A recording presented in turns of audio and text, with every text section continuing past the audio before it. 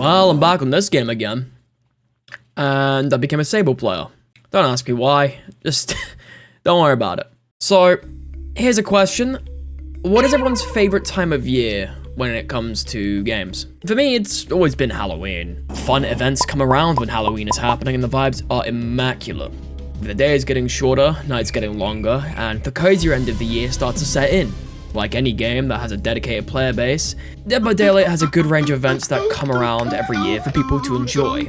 Around this time of year, Dead by Daylight usually brings the Sorted by Daylight event. That's why he's the GOAT!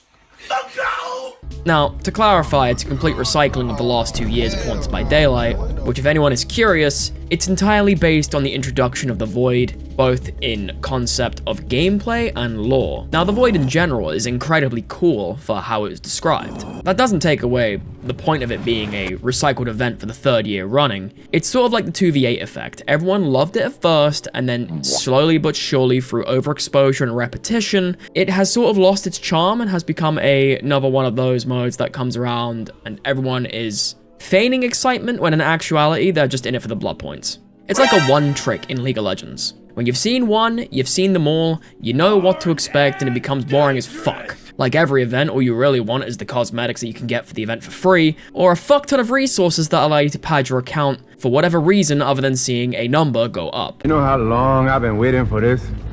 Woo, I'm about to make a name for myself here. Which is a lot of people, because I know for a fact most of us enjoy watching numbers go up. I think it's more of a human psychology thing. Now, with that minor nitpick aside, what exactly is the Void? In lore terms, the Void is where the living beings the entity has no use for go. When a survivor loses all hope or when a killer loses their drive to hunt, they cease to be of use to the entity, and are such cast into the Void, discarded and forgotten, left to rot and decay until what is left but a vacant memory. Those that find themselves jettisoned into the Void become nothing more than husks of their former selves, fractured into memory fragments known as haunts.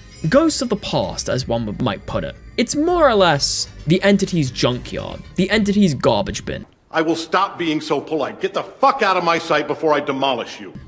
The place where you go when you are nothing more than trash to a being that you can't even comprehend. Pretty fucked up now that I think about it.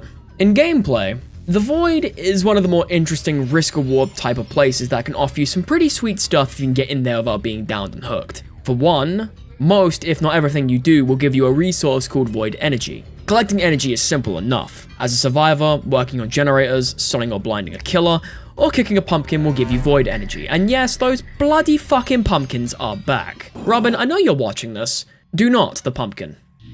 When you've collected enough energy, you can then do a few things.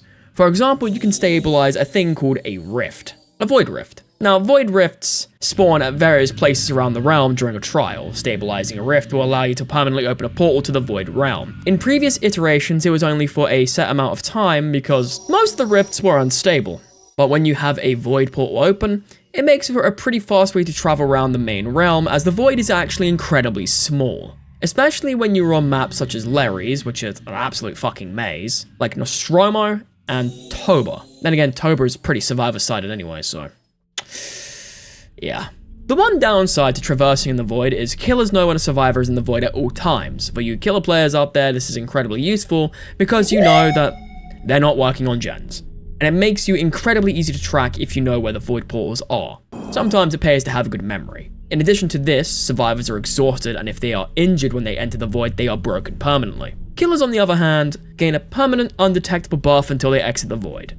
Essentially, it's more of a way to balance the Void in a killer's favor, because there's only one killer and 4 survivors. We can all sort of see where the balancing concern is there. Killers and survivors aren't the only things lurking around in the Void, however. Haunts also stalk around the Void, always at the ready to attack survivors, hindering them and causing them to scream, and if a survivor was to go down in the Void and get hooked, they'd be sent back to the trial realm hooked. And because there is basically nothing in the Void, if you get caught in there, it's essentially a dead zone. You are guaranteed to go down if you are in chase in the Void. Unless you're lucky enough to get a pallet stun and somehow get out of the Void. And why would one want to actually go into the Void in the first place, you're probably wondering.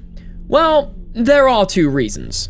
For one, blood points. An absolute fucking truckload of blood points. And second, the void well that resides in the middle of the void area. What do you mean by that? It allows you to deposit void energy for one of two things depending on what you play. Killers get a captured horn, which essentially acts like a fucking RPG. A horn is able to be used in chase, and you are actually able to launch it out in front of you, damaging a survivor, and I have been hit on multiple occasions by it because I didn't actually know that void horns did that. Did I know this? No. Did it scare me a few times? It bloody well did. And survivors get a smoke bomb that can repair generators if you're too lazy and too much of a bum to hold M1 for 90 seconds. Which, knowing most of us, they get bored holding M1 on a gen for 90 seconds and instead want to go piss off a killer with a flashlight or something.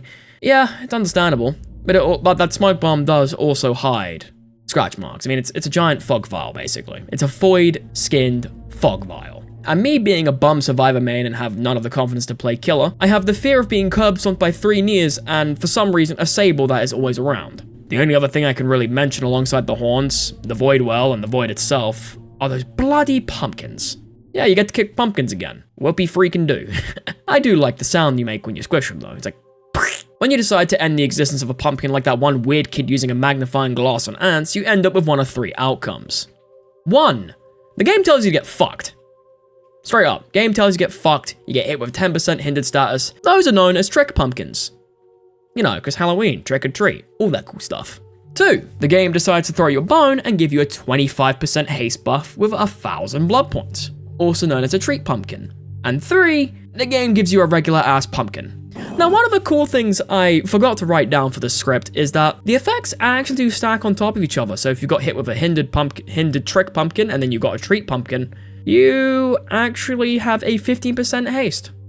So, yeah, not too bad. Aside from that, the only thing left to talk about are the skins, and I'll be completely honest, the only thing I look forward to when it comes to the Haunted by Daylight skins are the Blighted skins. Just because I want to see how fucked up the killers get from having Blighted serum injected straight into their veins. The 2 choices this year, and yes, I was looking at the leak subreddit, don't look at me behavior, was good old Willie Afton with his whole ass skull exposed. The man behind the slaughter. Yeah, honestly, I really shouldn't have been surprised. FNAF was the biggest anticipated release for DBD by far. Not that it really lasted that long, but that's besides the point. And the Unknown looking like an eldritch abomination with intestines for a neck. Then again, Unknown always gave me vibes from The Thing, so it only makes sense that it would look like an absolute fucking nightmare, given human skin. Both of them, like every Blighted event skin, look incredible. That and some of the 3 skins that this event has to offer, ain't that much of a slouch. Felix actually gets a cool, like, weird Dracula style thing going for him. And for some reason, Skull Merchant got the free skin this year. Oh, and at the time of recording this, Myers finally got rebuffed, and apparently everyone's crying about Myers, but I'm just happy Moist Man is doing moist things. I don't really mind the Haunted by Daylight event. I think it's pretty good. I wanted to get the Witch's Hat for Sable because I didn't get it last year, and I just wanted to loop the killer looking like some walking LSD glow stick. I now have a walking LSD glow stick for a Sable. Yeah, at the end of the day, I'm still a Sable man. I'm still gonna have one brain cell run into the killer in the last 15 seconds in a chase. It's just gonna happen. Still, Haunted by Daylight is by far the best event of the year when it comes to DBD events, and I will die on this hill. I didn't mind the Blood Moon event from this year, especially the whole thing with blood generators, and if y'all actually ever watched that video, it wasn't bad, good concept, but terrible execution. And I skipped on the anniversary event because I couldn't actually be fucked to try when it came to playing the anniversary event this year. I hopped on for like 20 minutes, played one game, and then never played. So that's about it for the overview of Haunted by Daylight this year. I mean, I'm gonna start doing tier lists and shit. I really can't be asked. I'm gonna end this video here. It's been Azura, thank you for listening to my dumbass ramble again for another 12 minutes. Links are in the description as per always. Thanks for watching, everybody. I'm going to bed. I love you all. Goodbye.